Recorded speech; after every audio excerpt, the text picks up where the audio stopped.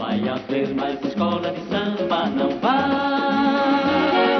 Chora o tamborim, chora o morreteiro, Matela, Salgueiro. Carnaval de Rio 1942, tel qu'Orson Welles l'avait mis en scène sur place pour It's All True, ce film mythique qui allait devenir sa première œuvre inachevée. En même temps, dans les rues de Rio se promenaient deux exilés européens fuyant la guerre mondiale. Ils étaient descendus des hauteurs verdoyantes de Petropolis pour découvrir la grande fête populaire. Ils devaient se suicider le lendemain.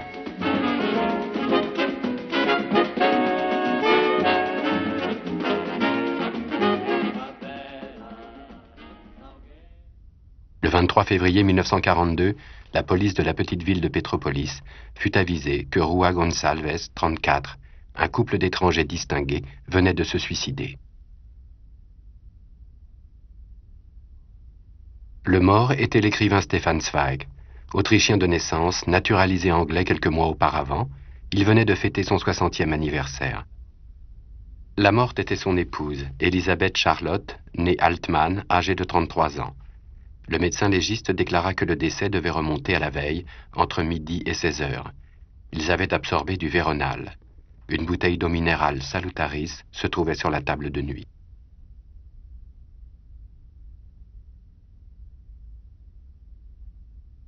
Des lettres d'adieu étaient affranchies, les crayons sur le bureau de Stefan Zweig taillés, sur la table un document destiné au maire de Petropolis, intitulé « Déclaration en portugais, mais rédigé en allemand », exprimait la gratitude de l'écrivain pour l'hospitalité dont il avait joui.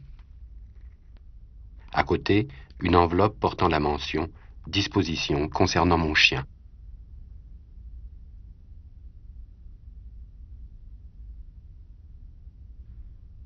Plutôt que devant un suicide, on avait l'impression d'être en face de préparatifs de voyage parfaitement au point. L'écrivain qui s'était donné la mort était comblé par le succès, adulé par le public, flatté par les femmes. Où trouver la clé de cet acte? 2 ans avant sa mort, en 1940, déjà en exil, il avait entrepris de rédiger ses mémoires. Essayons d'y trouver un indice. Je n'ai jamais attribué tant d'importance à ma personne que j'eusse éprouvé la tentation de raconter à d'autres les petites histoires de ma vie. Il a fallu beaucoup d'événements, infiniment plus de catastrophes et d'épreuves qu'il n'en échoit d'ordinaire à une seule génération, avant que je trouve le courage de commencer un livre qui eut mon propre moi pour personnage principal. Je suis né en 1881, dans un grand et puissant empire, la monarchie des Habsbourg. Mais qu'on ne le cherche pas sur la carte, il a été effacé sans laisser de traces. J'ai été élevé à Vienne, la métropole 2 fois millénaire, capitale de plusieurs nations. Et il m'a fallu la quitter comme un criminel, avant qu'elle ne fût ravalée au rang d'une ville de province allemande. Mon œuvre littéraire, dans sa langue originelle, a été réduite en cendres. C'est ainsi que je n'ai plus ma place nulle part, étranger partout. Même la vraie patrie que mon cœur s'est choisie, l'Europe, est perdue pour moi depuis que, pour la seconde fois, courant au suicide, elle se déchire dans une guerre fratricide.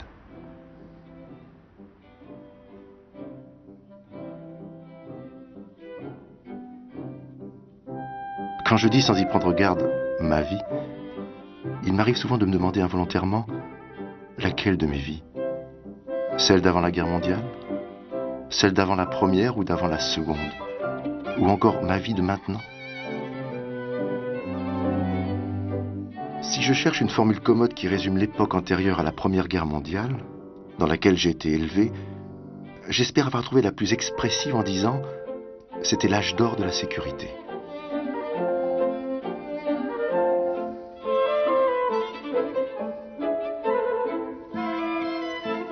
Tout dans notre monarchie autrichienne, presque millénaire, semblait fondé sur la durée. Et l'État lui-même paraissait le garant suprême de cette pérennité.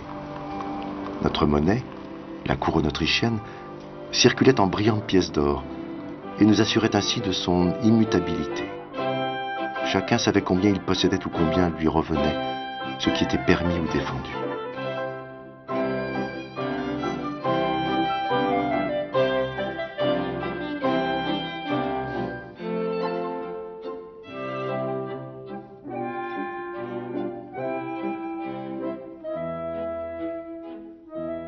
Tout dans ce vaste empire demeurait stable et inébranlable, à sa place. Et à la plus élevée, l'empereur, un vieillard. Mais s'il venait à mourir, on savait, ou on pensait, qu'un autre lui succéderait et que rien ne changerait dans cet ordre bien calculé. Personne ne croyait à des guerres, à des révolutions et à des bouleversements. Tout événement extrême, toute violence paraissait presque impossible dans une ère de raison.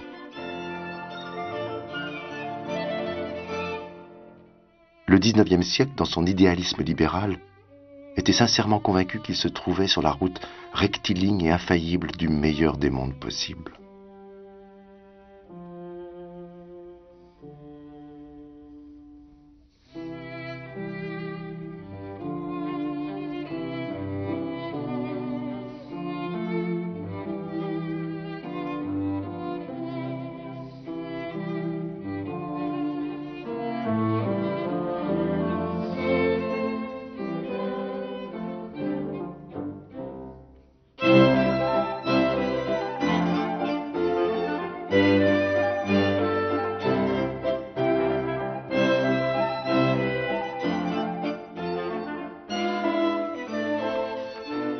Zweig évoque dans ses mémoires écrites en 1940 la Vienne impériale.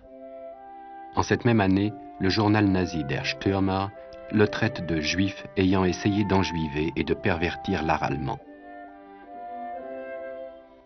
Faut-il s'étonner du fait qu'il idéalise le monde d'hier jusqu'à en faire un paradis perdu?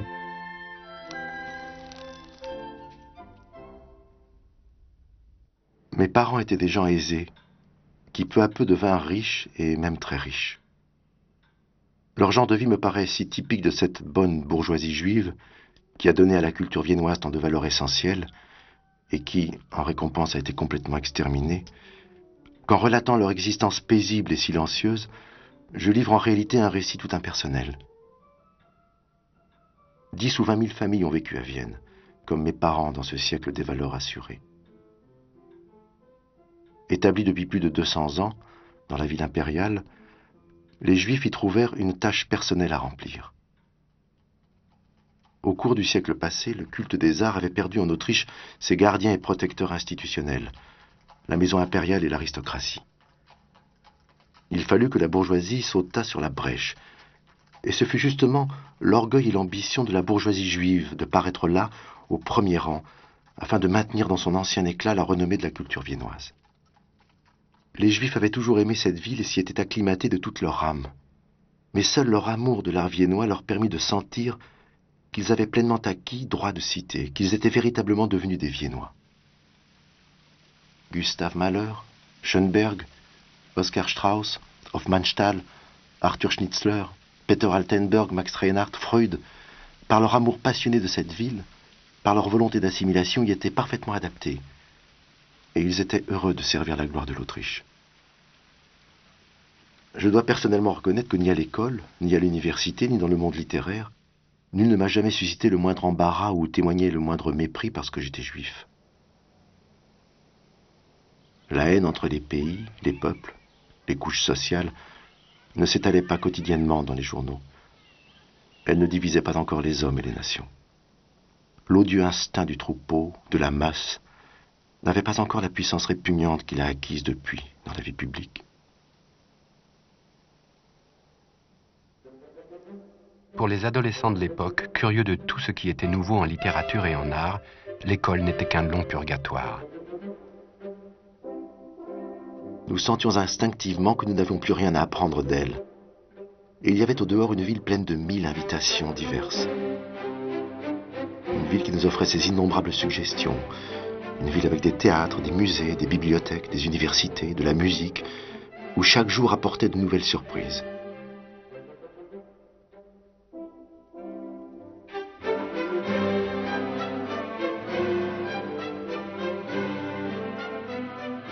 Mais le meilleur endroit pour nous instruire de toutes les nouveautés restait le café.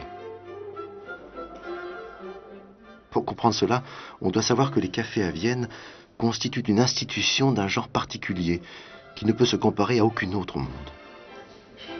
Ce sont en quelque sorte des clubs démocratiques, accessibles à tous pour le prix modique d'une tasse de café, et où chaque hôte, en échange de cette petite obole, peut rester assis pendant des heures, discuter, écrire, jouer aux cartes, recevoir sa correspondance et surtout consommer un nombre illimité de journaux et de revues.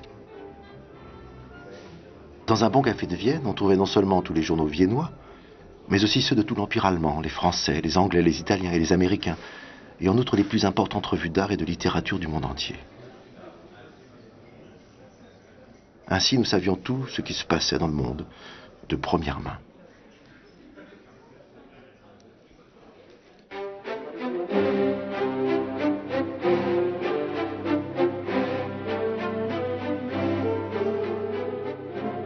Le véritable événement de nos années de jeunesse, c'est que quelque chose de nouveau se préparait dans l'art. Quelque chose de plus passionné, de plus problématique, de plus aventureux que ce qui avait satisfait nos parents et notre entourage. Mais il y avait autre chose encore qui nous intéressait et nous fascinait si démesurément dans cet art nouveau. C'est qu'il était presque exclusivement un art de jeunes gens. Pour la génération de Zweig, Hofmannsthal était devenu un modèle. Le grand poète, à ses débuts, s'était présenté en culotte courte, encore imberbe, devant un prestigieux critique qui avait eu du mal à accepter que l'auteur des poèmes qu'il allait publier dans sa revue littéraire ne soit pas un homme mûr. Le monde qui nous a précédés et qui alors nous dominait n'aimait pas la jeunesse, ou plus encore nourrissait à son égard une perpétuelle défiance.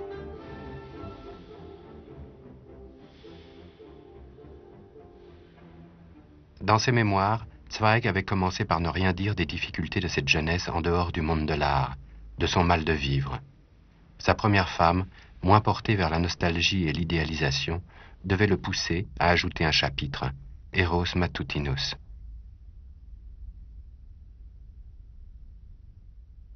Quelle possibilité s'offrait donc à un jeune homme de la bourgeoisie? En parcourant les rues, à Vienne, on pouvait constater qu'une maison sur 6 ou 7 portait une plaque de médecin sur laquelle on pouvait lire « Spécialiste des maladies de la peau et de l'appareil génital ». Dans l'ensemble, la prostitution demeurait le fondement de la vie érotique en dehors du mariage. Elle représentait en quelque sorte la sombre voûte de la cave au-dessus de laquelle s'élevait le somptueux édifice de la société bourgeoise. Ce même monde, qui défendait si pathétiquement la pureté de la femme, souffrait de cet abominable trafic de soi-même, l'organisait et même en tirait profit. La génération actuelle ne se représente plus guère l'effroyable extension de la prostitution en Europe jusqu'à la guerre mondiale. Il fallait nécessairement souligner tout cela dans un tableau fidèle de ce temps.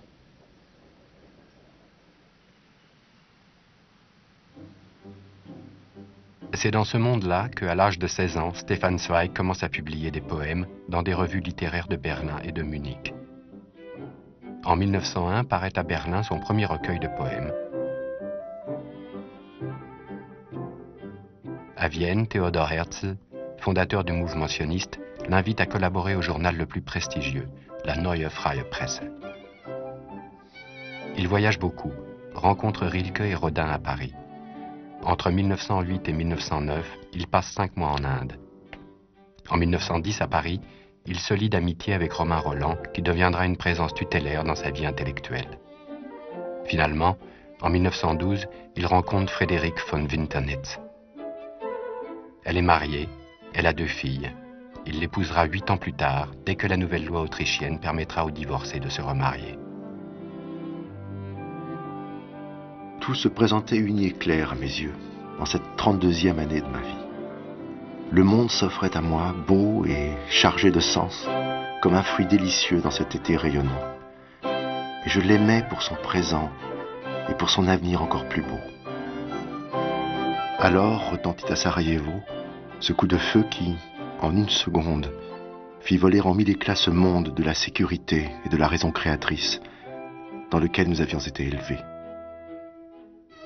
Le 28 juin 1914, à Sarajevo, un jeune nationaliste bosnien abat l'archiduc François Ferdinand. Les dépouilles mortelles de l'héritier de la couronne impériale et son épouse arrivent au port de Trieste.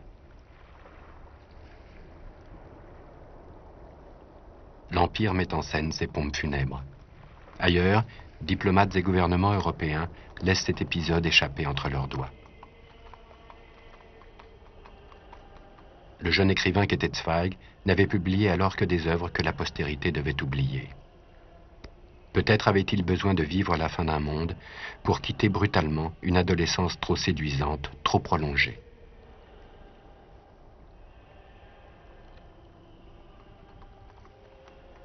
Il ne pourrait le comprendre que 25 ans plus tard, au début d'une autre guerre mondiale, quand il réussit son meilleur roman en croyant qu'il écrivait ses mémoires.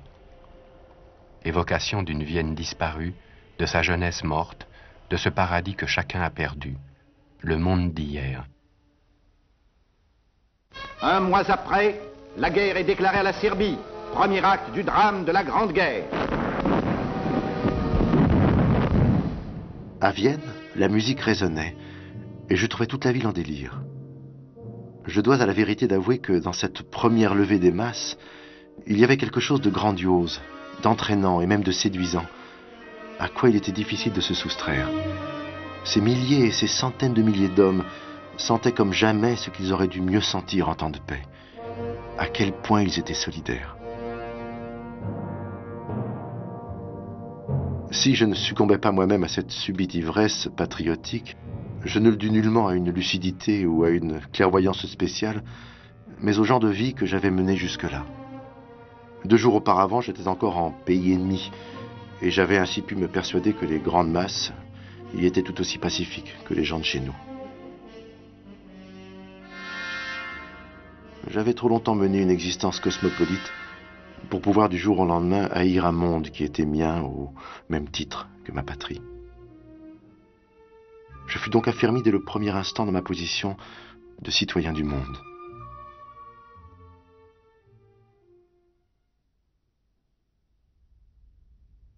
Zweig oublie en 1940 qu'en 1914, au tout début de la guerre, il s'était laissé aller à publier des propos profondément nationalistes et pro-allemands. Comme d'autres juifs de Vienne, il allait porter l'uniforme de l'armée impériale.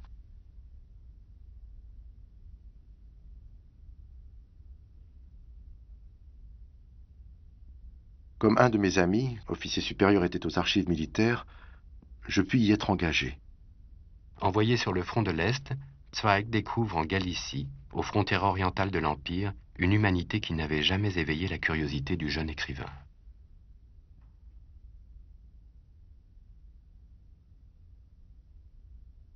Au cours des premiers jours, je ne m'étais pas trouvé en face des véritables horreurs de cette guerre. Son visage dépassa mes pires appréhensions. Ainsi me fut donnée, et alors seulement, l'impulsion décisive. Il fallait lutter contre cette guerre. La matière était prête en moi. Il ne m'avait manqué pour commencer que cette ultime confirmation concrète de mon instinct. J'ai reconnu l'adversaire que j'avais à combattre. Le faux héroïsme qui préfère envoyer les autres à la souffrance et à la mort. L'optimisme facile des prophètes sans conscience, politiques aussi bien que militaires, qui, promettant sans scrupule la victoire, prolongent la boucherie. Il cherche à donner une forme littéraire à ce dégoût. Il écrit une tragédie à thème biblique, Jérémie, où il prône la supériorité morale du vaincu. En permission, il fait une tournée de conférences en Suisse et prend contact avec des écrivains pacifistes. Je voulais avant tout voir Romain Rolland. Dès l'automne 1914, il avait écrit cette merveilleuse profession de foi, Au-dessus de la mêlée, dans laquelle il combattait la haine spirituelle entre les nations et réclamait des artistes justice et humanité, même en pleine guerre. En octobre 1918, l'empereur Charles annonce la transformation de l'Autriche-Hongrie en État fédéral. Les traités de Saint-Germain et du Trianon, en septembre 1919 et juin 20, consacrent un état de choses que les Alliés avaient prévu dans leur programme de réorganisation de l'Europe. Nous voyons alors se former la République d'Autriche. Après la guerre, Zweig revient en Autriche. Il ne retrouve plus le centre du dernier empire européen, mais un petit pays vaincu, amputé. 3 ans plus tôt, au milieu de la guerre, il avait assisté à l'enterrement de François-Joseph. L'empereur avait alors 86 ans et avait régné 68 ans.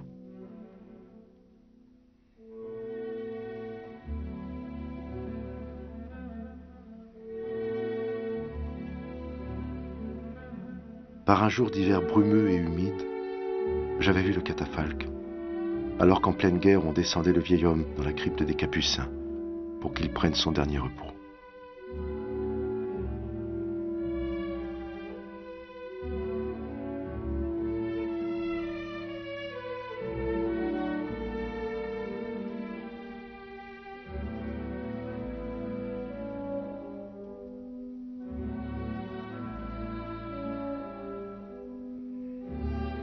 Zweig savait-il ce jour-là que l'Empire n'avait en réalité que 2 ans à vivre? Ces fastes étaient ceux du monde d'hier. Il en aura l'intuition au moment de son retour en Autriche en 1919, quand son train en croise un autre à une petite gare frontière.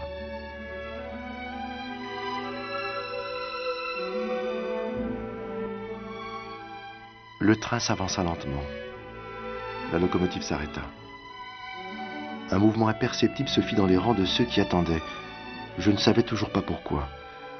Alors je reconnus derrière la glace du wagon la haute stature dressée de l'empereur Charles, le dernier empereur d'Autriche, et son épouse en vêtements noirs, l'impératrice Zita. Je tressaillis. Le dernier empereur d'Autriche, l'héritier de la dynastie des Habsbourg, qui avait gouverné le pays pendant 700 ans, quittait son empire. Maintenant, cet homme grand et grave se tenait debout à la fenêtre et voyait pour la dernière fois les montagnes, les maisons, les gens de son pays. C'était un moment historique que je vivais, et doublement bouleversant pour un homme qui avait été élevé dans la tradition de l'Empire.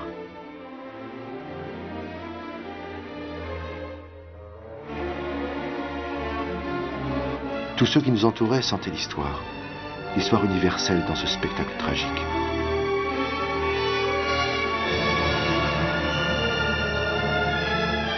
Les gendarmes, les policiers, les soldats semblaient embarrassés et se détournaient un peu honteux parce qu'ils ne savaient pas s'il leur était encore permis de rendre les honneurs.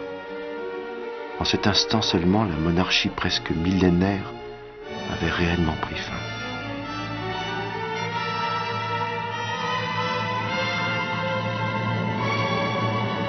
Je savais que je rentrais dans une autre Autriche, dans un autre monde.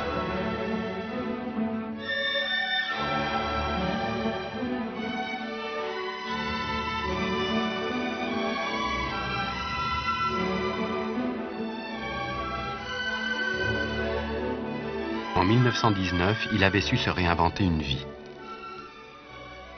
En 1940, il n'en aurait plus la force.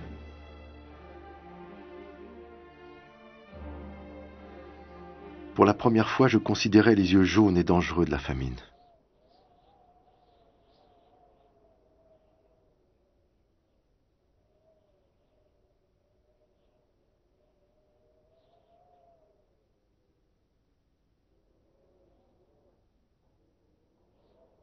On s'accoutumait, on s'adaptait au chaos.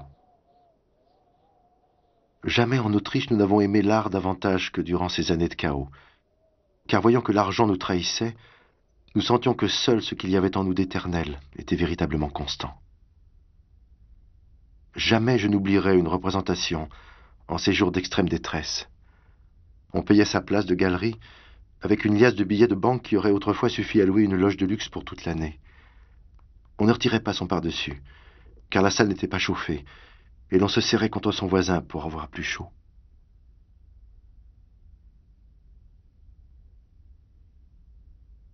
Il ne restait qu'un parti à prendre, travailler à son œuvre dans le silence et la retraite.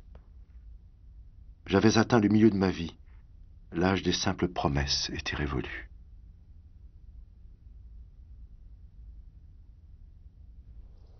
En 1920, Zweig épouse Frédéric. Il s'installe à Salzbourg, dans la maison du Kapuzinerberg, qui deviendra un centre de la vie littéraire. C'est le début de la période la plus fructueuse de sa vie. À côté des essais et évocations biographiques où il se reconnaît une filiation spirituelle avec écrivains et penseurs du passé, Zweig publie des nouvelles qui le rendent l'écrivain le plus lu de l'époque. Amok, Lettre d'une inconnue, 24 heures de la vie d'une femme. Depuis longtemps, il avait cherché l'amitié de Sigmund Freud. Maintenant, il le compte parmi ses admirateurs. En 1925, Freud lui écrit « Vous avez rapproché de si près l'expression de l'objet que les plus fins détails de celui-ci deviennent perceptibles. C'est un procédé comparable à celui de prendre le calque d'une inscription sur une feuille de papier. On applique, c'est bien connu, une feuille de papier humide sur la pierre et l'on contraint cette nature malléable à épouser les moindres creux de la surface portant l'inscription. Et Zweig de lui répondre: grâce à vous, nous voyons beaucoup de choses. Grâce à vous, nous disons beaucoup de choses.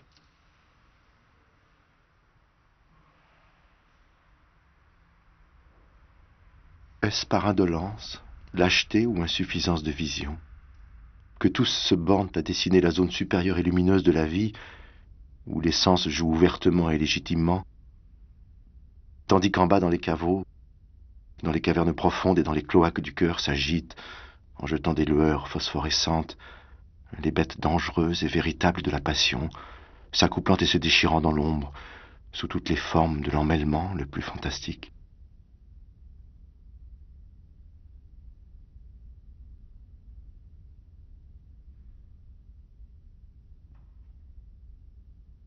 La force d'un amour est toujours mal mesurée quand on l'apprécie seulement d'après ce qui en fait l'objet, et non pas d'après la tension psychique qui l'anticipe.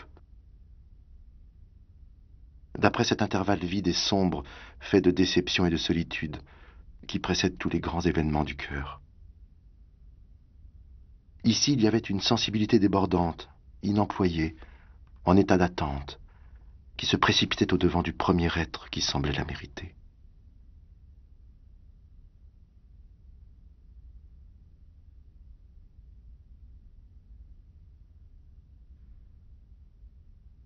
Mais était-elle vraiment coupable? En son fort intérieur, elle sentait que cet homme, cet amant, lui était étranger, qu'elle ne lui avait jamais rien sacrifié de sa véritable vie. Elle n'avait rien reçu de lui, et n'avait rien donné d'elle. Toutes ces choses passées et oubliées, ce n'était pas son crime à elle, mais celui d'une autre femme qu'elle ne comprenait pas, et dont elle ne parvenait même plus à se souvenir.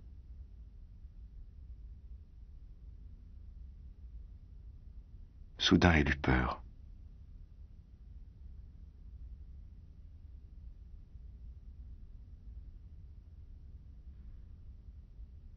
N'y plus penser.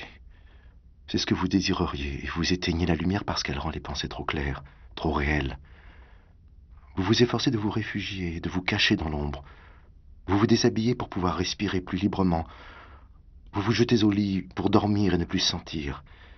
Mais les pensées, elles, ne reposent pas.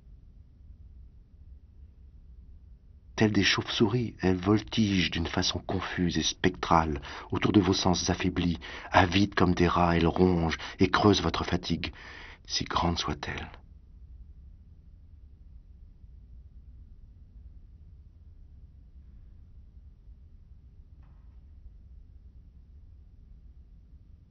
Tous ceux, ou presque tous ceux qui pratiquent les jeux de hasard ont bientôt appris à maîtriser l'expression de leur visage. Tout en haut, au-dessus du col de la chemise, ils portent le masque froid de l'impassibilité. Ils contraignent à disparaître les plis se formant autour de la bouche. Ils relèguent leurs émotions entre leurs dents serrées. Ils dérobent à leurs propres yeux le reflet de leur inquiétude. Mais précisément parce que toute leur attention se concentre convulsivement sur ce travail de dissimulation de ce qu'il y a de plus visible dans leur personne, c'est-à-dire leur figure, ils oublient leurs mains. Ils oublient qu'il y a des gens qui observent uniquement ces mains, et qui devinent grâce à elles tout ce que s'efforce de cacher là-haut la lèvre au pli souriant, et les regards feignant l'indifférence.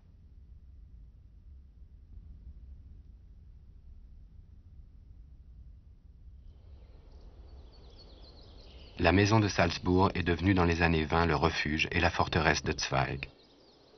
Le grand Viennois ne se retrouve plus dans la Vienne déchue de l'après-guerre.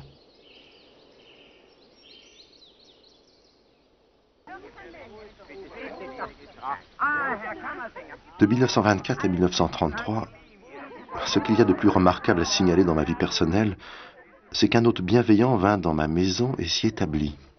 Un hôte que je n'avais jamais attendu. Le succès.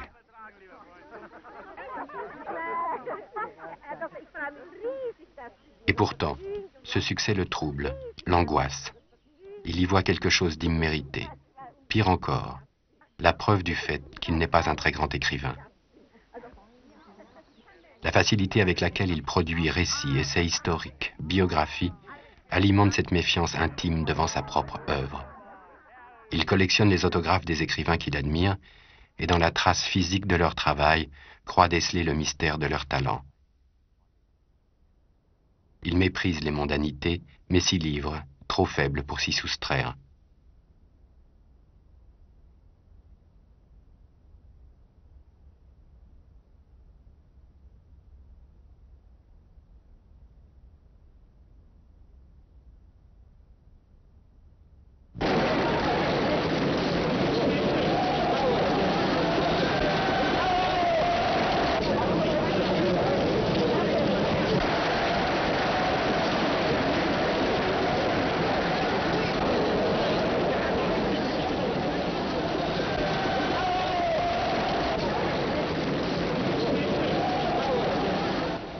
Comme Thomas Mann, Stefan Zweig hésite longtemps à prendre position en public contre les nouveaux maîtres.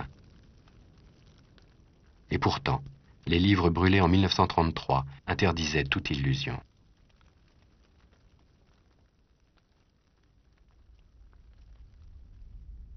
Au congrès du Pen Club à Buenos Aires en 1936, il s'exaspère des efforts du congrès pour le présenter, lui et les écrivains allemands en exil, comme des martyrs. S'étant caché la tête dans les mains pour ne pas être photographié, il voit avec fureur paraître cette photo avec en légende Zweig pleurant pendant le discours d'Emil Ludwig dénonçant les atrocités nazies. Dans le privé, il ne se fait pas prier pour aider régulièrement Joseph Roth, qu'il continue à considérer comme bien meilleur écrivain que lui-même et dont il ressent l'insuccès matériel comme une mise en cause de sa propre facilité.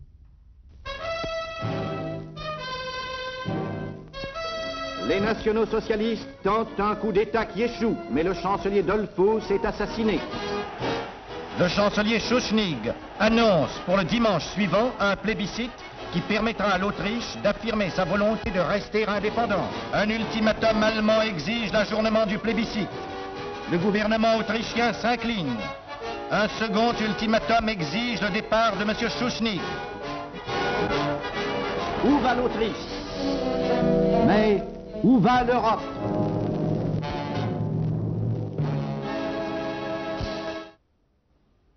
Zweig projette ses doutes et son angoisse sur des modèles du passé. Les biographies prennent une place de plus en plus importante dans son travail. Ainsi, dans Castillon contre Calvin, il esquisse un parallèle entre le réformateur genevois et Hitler. Déjà, dans son Erasme, il s'était identifié sans réserve avec le grand humaniste, plein d'hésitation face à l'engagement politique. La bête noire, en ce cas, s'appelait Luther. Au moment d'écrire Le Monde d'hier, après l'annexion de l'Autriche par les nazis, il est même capable de comprendre les raisons de Strauss dans l'affaire de la femme silencieuse. Quand Adolf Hitler prit le pouvoir, l'opéra La femme silencieuse était terminé. Quelques semaines après, il fut strictement interdit aux scènes allemandes de représenter des œuvres d'auteurs non ariens, ou même auxquelles un juif aurait simplement collaboré. J'admis comme tout naturel que Richard Strauss allait interrompre son travail et en recommencer un autre avec un autre collaborateur. Au lieu de cela, il m'écrivit lettre sur lettre, me demandant quelle mouche me piquait. Comme il en était déjà à l'orchestration de cet opéra, je devais préparer le livret suivant. Il est vrai qu'il prit dans le même temps certaines dispositions qui m'étaient moins sympathiques. Il se rapprocha des hommes du pouvoir. Il se laissa porter à la chambre de musique du Reich nazi. Chez Strauss, l'adhésion au régime était calculée. Avec son égoïsme d'artiste, toute espèce de régime lui était au fond indifférent. Il était de plus d'un intérêt vital pour lui de se rendre particulièrement agréable aux nationaux socialistes. Son fils avait épousé une juive, et il pouvait craindre que ses petits-enfants fussent exclus des écoles. Il dirigeait partout où ses nouveaux maîtres le lui demandaient. Hitler lui communiqua en personne que, bien que cette représentation fût contraire à toutes les lois du nouveau Reich allemand, il l'autorisait à titre exceptionnel. L'opéra obtint un très grand succès. Soudain, après la seconde représentation, tout fut annulé. L'opéra interdit du jour au lendemain. Il s'écoula quelque temps avant que j'apprisse toute la vérité. Strauss m'avait écrit une nouvelle lettre dans laquelle il s'expliquait avec trop de franchise sur sa position personnelle. Cette lettre était tombée entre les mains de la Gestapo. On l'a mis sous les yeux de Strauss, qui dut donner immédiatement sa démission. Et l'opéra fut interdit.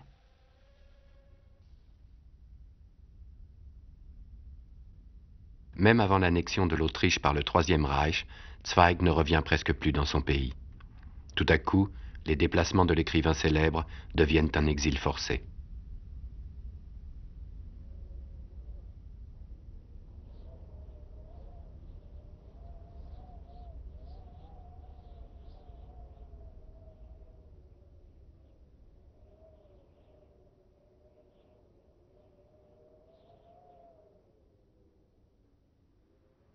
Je ne rougis pas de dire, tant notre temps a perverti notre cœur, que je ne pleurais pas quand me parvint la nouvelle de la mort de ma mère, que nous avions laissée à Vienne, mais que j'en éprouvais au contraire une sorte de soulagement, la sachant désormais à l'abri de toutes les souffrances et de tous les dangers. Une des premières mesures prises à Vienne lui avait porté un coup très sensible. Avec ses 84 ans, elle avait déjà les jambes faibles, et quand elle faisait sa petite promenade quotidienne, elle avait coutume, après 5 ou 10 minutes de marche pénible, de se reposer sur un banc du ring ou du parc. Hitler n'était pas depuis 8 jours maître de la ville, qu'on prit un arrêté bestial interdisant aux Juifs de s'asseoir sur un banc. Heureusement, il fut épargné à ma mère de supporter longtemps de telles brutalités et de telles humiliations. Elle mourut peu de mois après l'occupation de Vienne.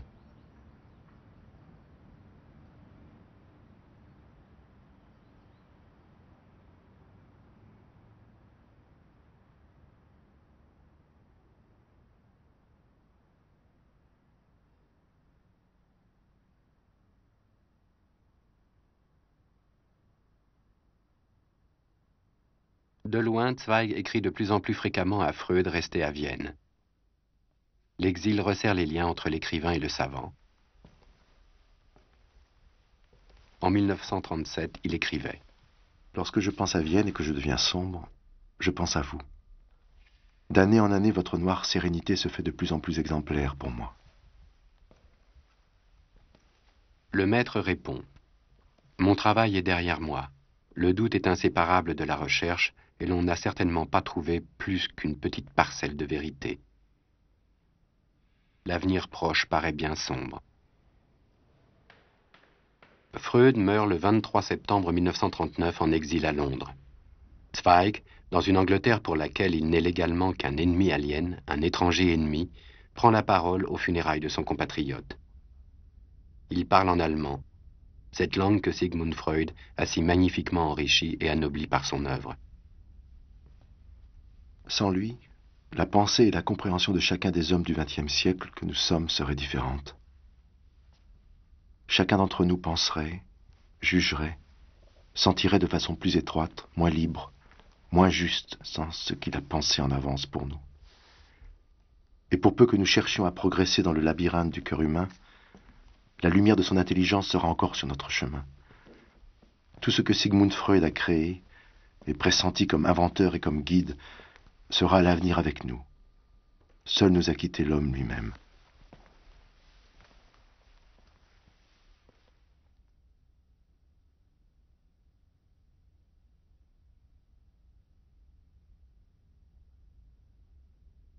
Zweig vit maintenant avec sa secrétaire Lotte Altmann. L'écrivain séducteur avait toujours su jouer de la fascination de ses récits sur le public féminin. Fragile, vulnérable, Lotte l'a séduit. Leur rapport évoque ceux décrits dans La Pitié dangereuse.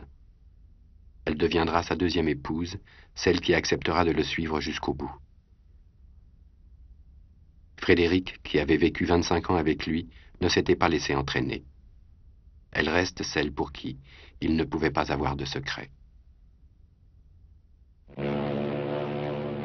Quand on n'a pas sa propre terre sous ses pieds, on perd sa sûreté. On devient plus méfiant à l'égard de soi-même. Et moi, le cosmopolite de naguère, j'ai sans cesse le sentiment aujourd'hui que je devrais témoigner une reconnaissance particulière pour chaque bouffée d'air qu'en respirant je soustrais à un peuple étranger. Et il ne m'a servi à rien d'avoir exercé près d'un demi-siècle mon cœur à battre comme celui d'un citoyen du monde.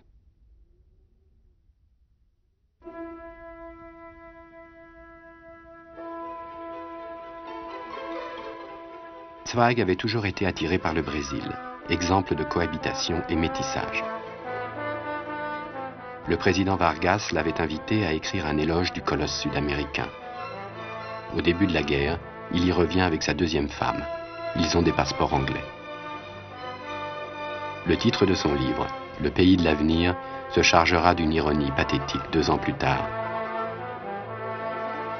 Avant de quitter la vie, de ma propre volonté et en toute lucidité, il me faut remplir un dernier devoir.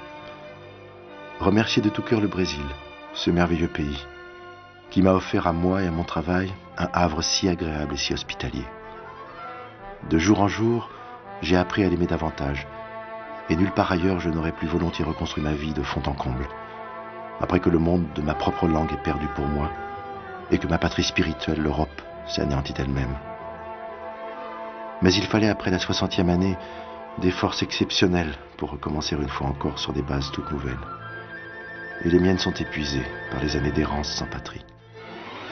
C'est pourquoi je juge préférable de conclure à temps, et la tête haute, une vie pour laquelle le travail de l'esprit a toujours été la joie la plus pure, et la liberté individuelle le bien suprême sur cette terre.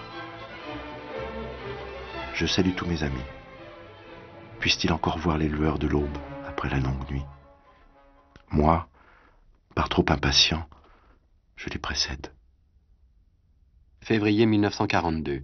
Zweig et Lotte quittent Petropolis pour assister au grand spectacle du carnaval. En arrivant à Rio, la une des journaux annonce la chute de Singapour aux mains des Japonais. Les nazis partout en Europe, leurs alliés dans le Pacifique.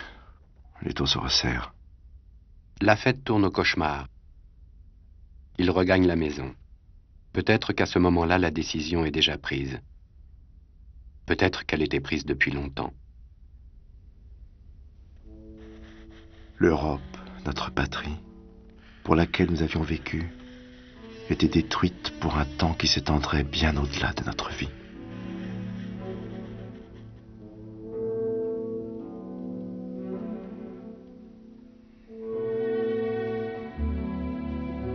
Aux États-Unis, Thomas Mann, devenu représentant des Allemands anti-nazis auprès du président Roosevelt, dénonce l'individualisme irresponsable d'un acte qui plonge dans le désespoir d'autres exilés, partout dans le monde, dans des situations bien plus difficiles que celle de Zweig. Thomas Mann devait revenir sur la dureté de son jugement en 1949, quand son fils Klaus se suicida, incapable de supporter les compromis de la paix après avoir vécu les engagements bien définis de la guerre.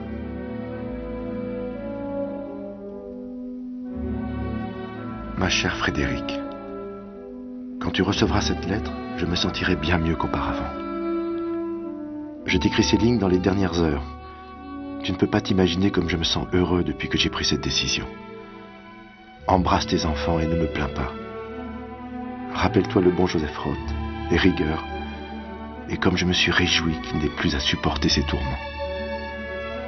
Avec mon affection et mon amitié. Courage. Tu sais bien que je suis apaisé et heureux. Stéphane.